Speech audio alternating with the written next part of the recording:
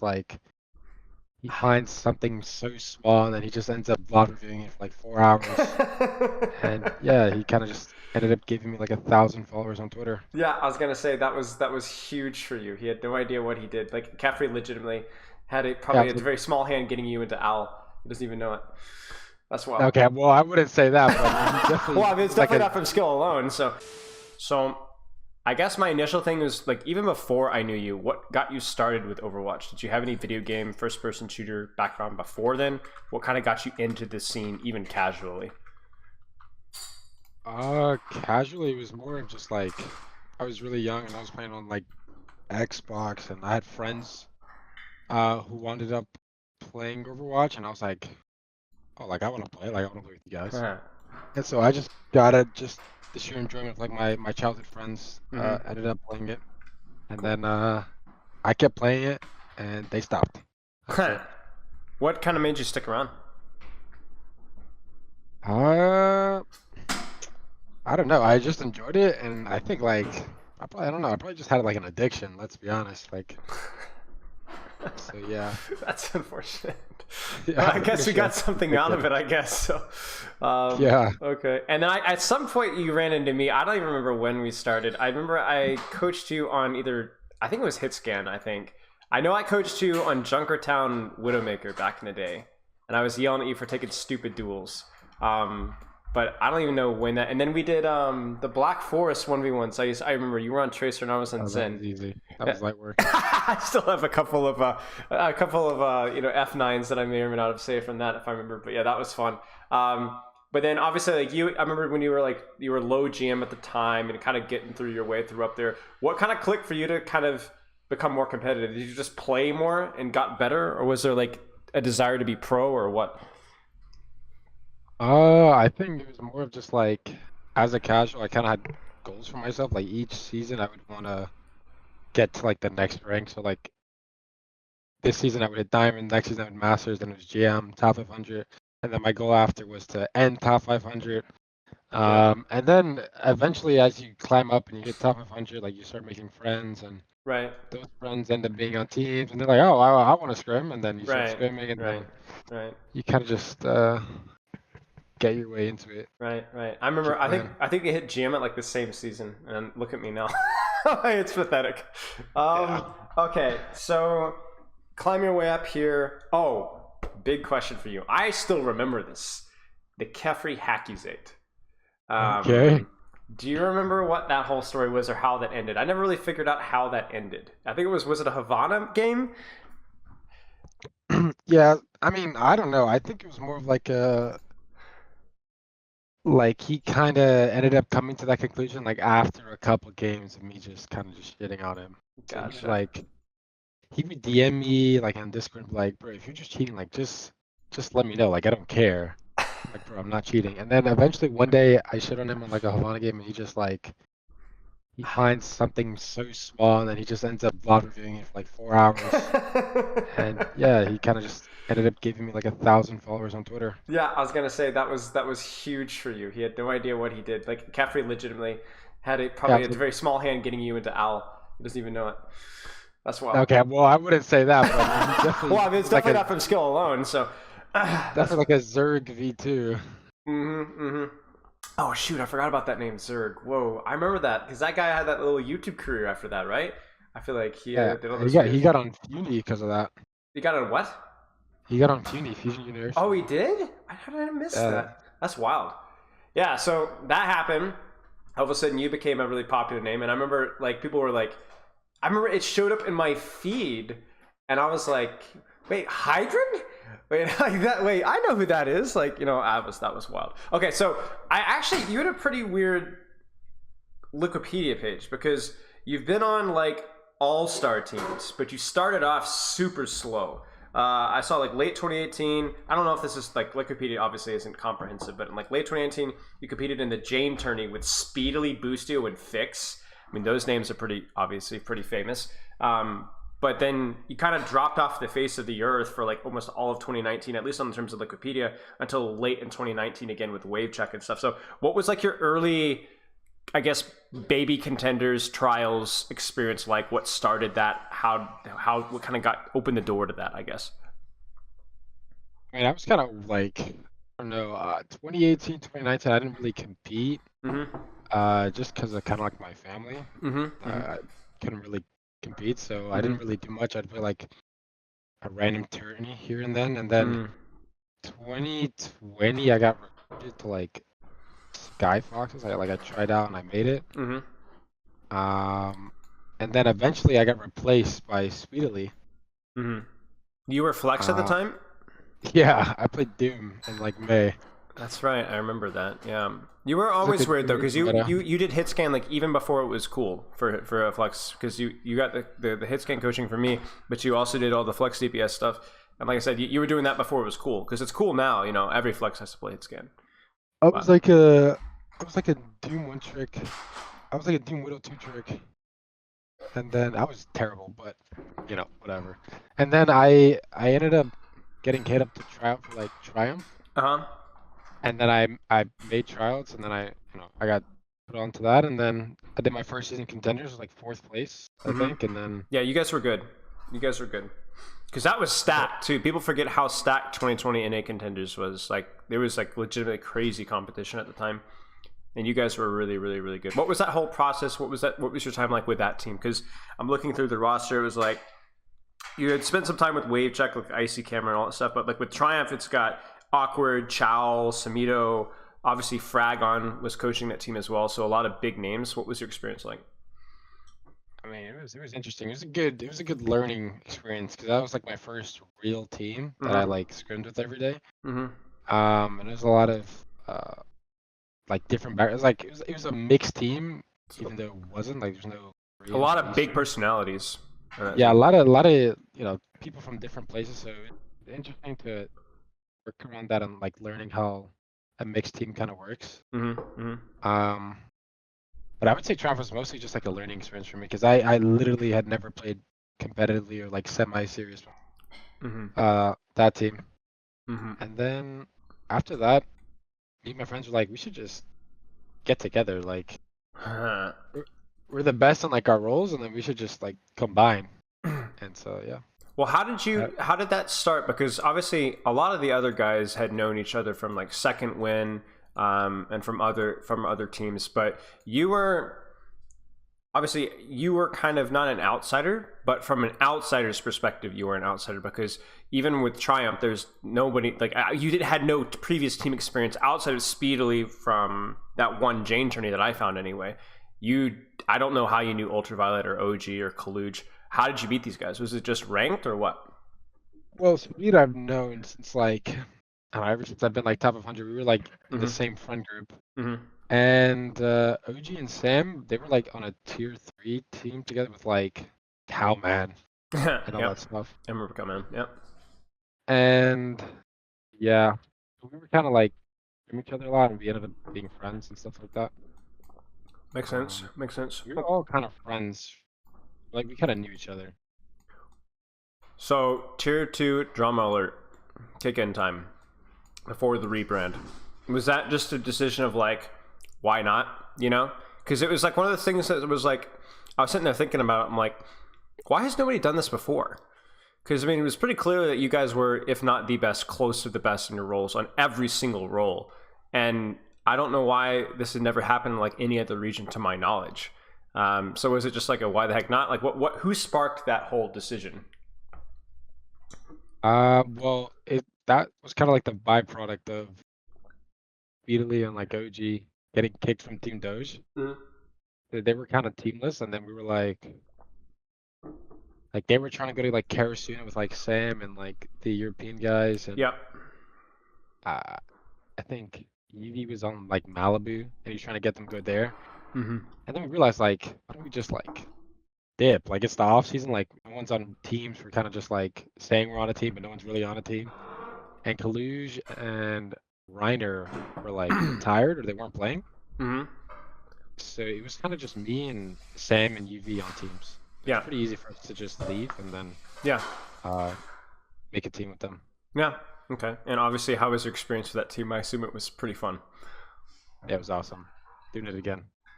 Oh yeah, it's gonna be all over again. I mean, obviously you guys were friends together, and you guys were really, really good at your role. Are there any like specific memories that really stand out? Because obviously Tier 2 Drama Alert, that's American Tornado, and so on from there. Are there any like moments, fun moments, really exciting moments, competitive moments, funny moments that really stand out to you during that time? Because that was a big time period. So are there any big moments that stand out? I think the biggest moment was our match with Hurricane, Mm-hmm. because that was like the only match that had like something on the line for us, because like I Mm-hmm. don't know, we kind of have one Contenders Right, it's too like easy. every month, right? So it didn't really mean that much to us, but you know, like the NA versus EU pride was pretty big to have. Mm-hmm. It was pretty fun. So I would say that's like our only match we've ever really tried. Um, and yeah, and winning that match, still to this day, there's like nothing like it. There's so much social pressure too, you know. It was like the World Cup, you know what I'm saying, without the World Cup. Yeah, it was like the World Cup before the World Cup. Yeah, exactly. And they were a really good team at the time too. So winning that wasn't like, oh, just beating another Contenders team. Like British Hurricane, I mean, I speak from experience, they were like crazy good. They were just dominating everybody, and you come out there and what was it, like a 4-2 you guys won? Or something like that, or a 4-3? Map 7. Yeah, so you guys went out 4-3, and that's it. Like, you're the Western Contenders crown.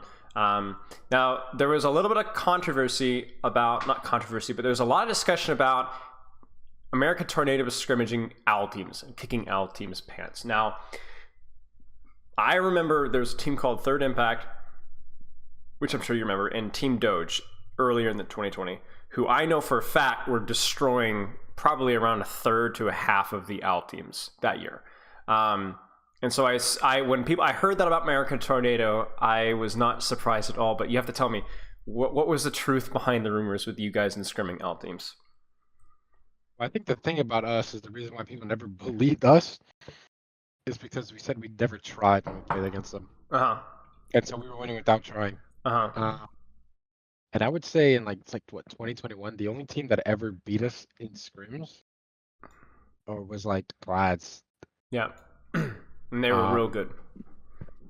They were real good, but they also just, I don't know. I don't think there was an amount of like, it got to a point, well, I don't know if I can say this, but it got to a point to where like teams were paying us to scrim them, but we had to try. Like, it got to that point, like, teams were paying us to try. Listen, as long as you don't tell me who, I'm sure it'll be fine. That's actually funny. Now here's the question. So I don't remember, was it London? I think we might have scrimmed you guys once, and I could definitely see where some of the irritation came into play, because there was definitely a little bit of trolling with the hero picks, right?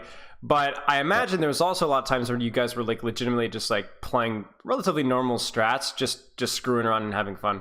I had a whole interview with UV, I want to say like a year and a half ago, where I was talking about like why player-led teams work. And one of the things that I talked about from that review, I talked with Rhino, I talked with Lethal, was basically like how like a lot of player-led teams just like have more fun, and it just somehow like you play better when you're having more fun. What are your thoughts on that? Because obviously a lot of the better teams just seem like they don't take things super seriously, especially in Contenders. Why do you think that is? I mean, I think like with everything in life, like whenever you're playing a sport or you're doing anything, you perform better when you're having fun with it. But yeah, I agree. Like player-led teams are most of the time, in my opinion, better, because I think a lot of the times, especially in Contenders, like coaches will like overcomplicate things when I'd say Overwatch is like relatively simple in a sense. Mm-hmm. And so if you overcomplicate a game and you can't play like the way you're used to playing or like the way you like to play, then you'll play worse and Right. you'll play like you just won't be as good. Right. That And makes plus, sense. like when you're on a team with friends, you just play better. You trust them more. Mm-hmm. There's no beef ever. Like it's just fun. Mm-hmm. Mm-hmm. Mm-hmm. I mean, in a way, it's like you're having fun because you're playing with people that you trust, and when you're playing with people that you trust, then you're gonna play good, you know. So it's like having fun is almost like the symptom of a good team environment to begin with. Okay, so then obviously I think I almost missed this. You were with Redbirds for a while, so really tier 2. DA and AT and like that, all those, it's like 3 teams back to back to back, finishing with Redbirds. Was OWL always the goal for you? or was collegiate like legitimately considered?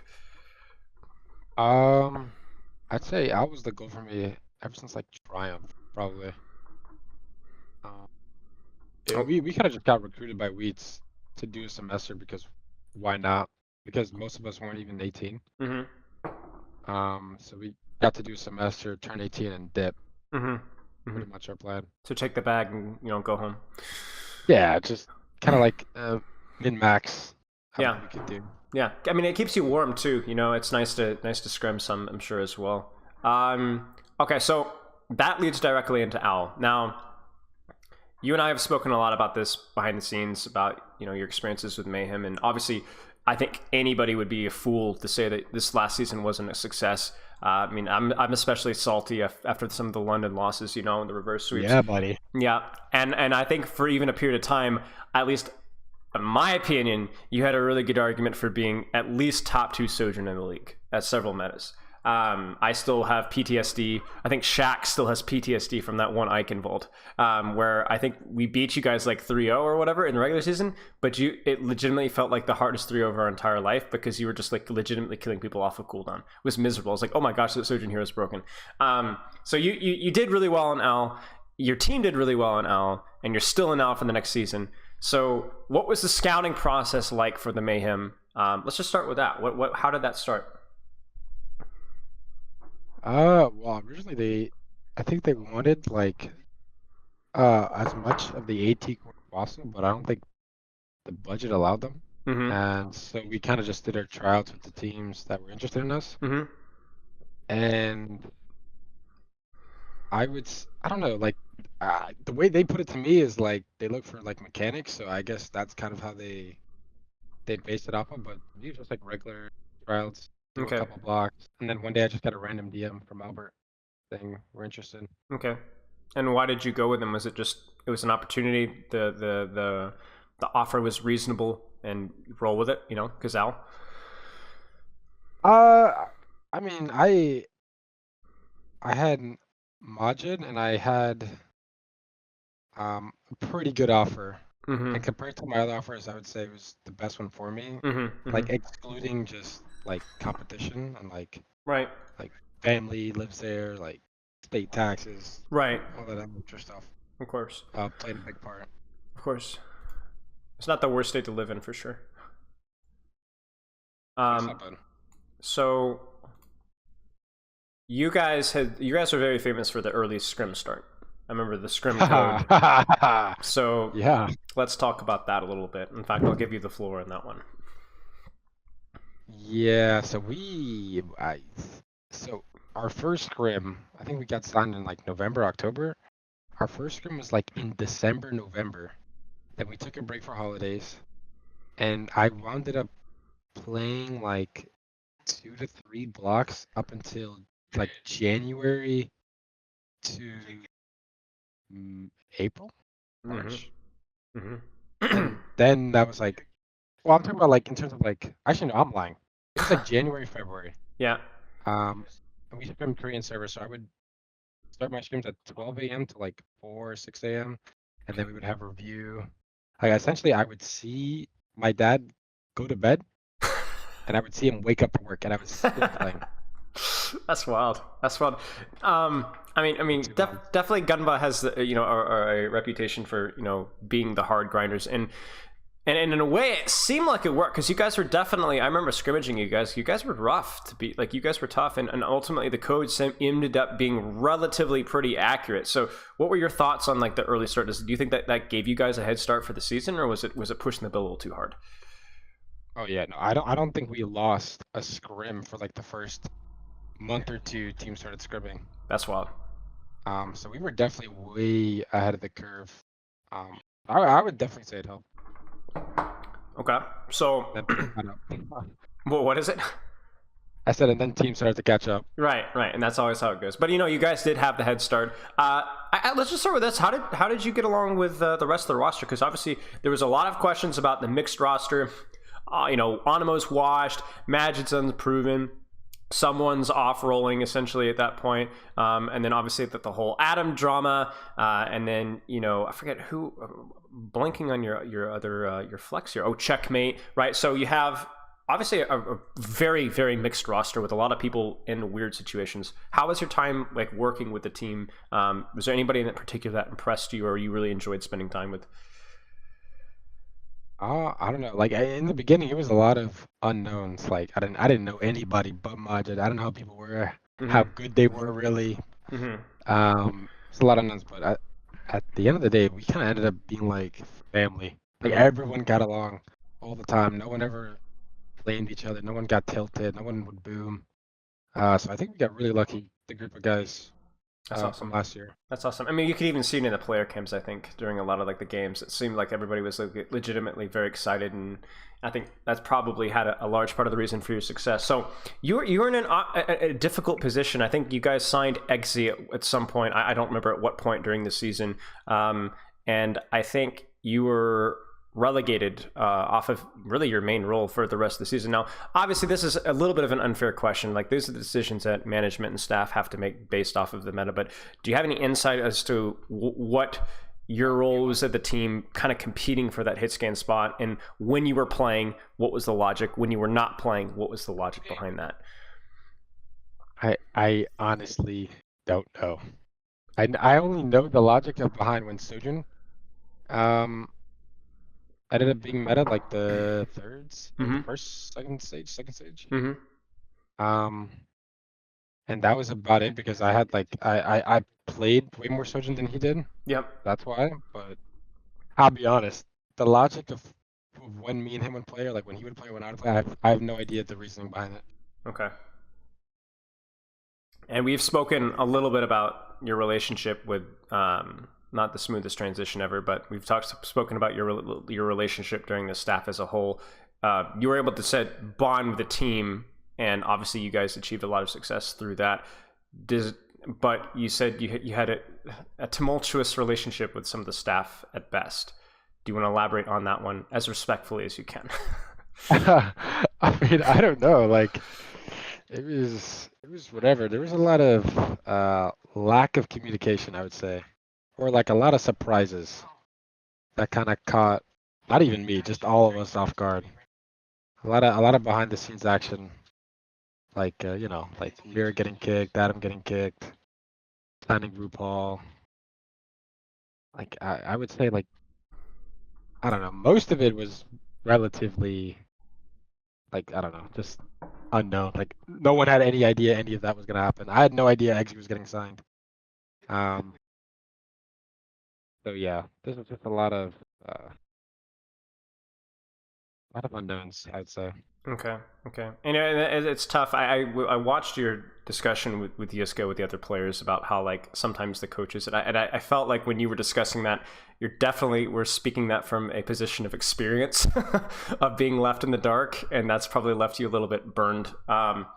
It's hard, like as somebody who's been in that position to like, but I definitely think communication, at least honesty, at some point in time is a difficult thing. You didn't come back to Florida. Was that your decision or was that the team's decision? Well, I mean, in a way, it's my decision because I signed a 1 year, Mm-hmm. knowing uh 18 would probably become a thing after the year. Mm-hmm. Um, Was this something that everyone kind of had agreed on? Like, we're going to go our separate ways, but we're going to be looking for the first chance to hop ship and jump back in again? yeah, exactly. Like everyone signed a 1 year besides like Sam and Kaluj, but you know, Doc had other plans. Yeah, yeah. They also had the same idea with their players. Mm-hmm. But yeah, we all figured that this was, we were gonna get the reunion back together. Nice. So that was the main driving factor. You're just like, I'm done with Florida because I have a better opportunity. Uh, yeah, I mean, not as harsh. It's just to be like, I want to play with my friends that I Yeah. know that like we are like really capable of winning because we played with each other for 2 years. Sure. Makes sense. Makes sense. Looking back at the season before Florida, before we get into Toronto, looking back in Florida, are there any like highlights or fun memories or cool stories you have to share that you can remember off the top of your head? Uh, cool stories. I'm sure those reverse sweeps were really sweet. Ah, the sweetest. I remember Uh, watching the Toronto one, you know, and I was just sitting there and I'm like, because I had just been released, and I was like, nah, this isn't happening again. There's no way this is happening again. Oh no, that one's. I would say the best memories because I think the first Boston reverse sweep where like we needed to win that game to go to Hawaii Yep. and we reverse swept. And then I would say the Toronto reverse sweep versus London Mm-hmm. was like crazy Yeah. because of just like the land environment and Yeah. getting reverse swept for the second or third time. Yeah. That's brutal. That's brutal. So I have a question for you because you know what is it? 3 reverse sweeps off the top of my head that you guys had. That's a bizarre strat or bizarre stat. Excuse me. So what do you think it was? Did you guys? Was it just the luck of the draw, or did you guys have iron mental, or what? I think it might have been more than 3. Really, I Um, wouldn't be surprised. it's probably like 4 or 5. I don't know. Like we never really got tilted as per se. I think the problem with us is we would hop into a match and not play like how we usually played, and then like during like the second map or like halftime, like our coaches would tell us like, guys, like you guys are doing the complete opposite of what you normally do, and then we would ended up doing what we usually do, and we would Yeah. come out on the So other side. so Gunba with a motivating speech, and then you're back in, or just getting out of your own head. Just yeah, I would say just getting us in check. Yeah. Yeah. Makes sense. Makes sense. Makes sense. Okay. So Toronto, you decide to move on. You're gonna go to the NA Super Team, American Tornado, Tier 2 Drama Alert, Redbirds, everything just finally coming together with the one final culmination. How was that trialing process with Toronto, and like what are your kind of hopes for the season, I suppose? It's not really a trialing process because well, like Sammy Kalush kind of knew Kaz. Mm-hmm. They Mm-hmm. they knew about him trialing for head coach, Right. and so we kind of knew under Kaz, like from what he told us, and like that he was really interested in us. Mm-hmm. Mm-hmm. And so uh, we had a couple of options, so we weren't worried that like if Kaz didn't get us, like there were about like 2 or 3 teams that also wanted us. Mm-hmm. So we figured we would have a home Sure. like somewhere. Sure. Sure. Sure. I feel like we're talking about like stray dogs or something. Have a home somewhere, you know. Yeah, I mean, I'm sure teams would be crazy and not pick you up. So, yeah, you manages to work out, and then I assume Cass said that you'd started scrimming soon, and then I guess we'll know when the season starts. What do you hope to get out of the season? Because you've had your initial break into the season. I obviously spoke with Cass earlier today, and I think one thing that he was saying was just about establishing Toronto as like a competitive franchise, not just some mid-tier. Maybe not going to win the league this year, but definitely plans next year, year after that, like to build, I guess, something like a long-term dynasty. What are your thoughts? What do you hope to get out of this season? Well, someone who's like, for me, who's always really competitive and always like, I'm not going for anything below top 3 ever on any team I'm on. Right. So I really want to win a stage this year and take it all the way in playoffs. Sure. Sure. And win the trophy. Respectable. Respectable. Well, Hydron, any last thoughts? Any last words? Any last stories to share? You suck. Screw you, man. Don't stop taking my wife. Stop taking my wife. We're done.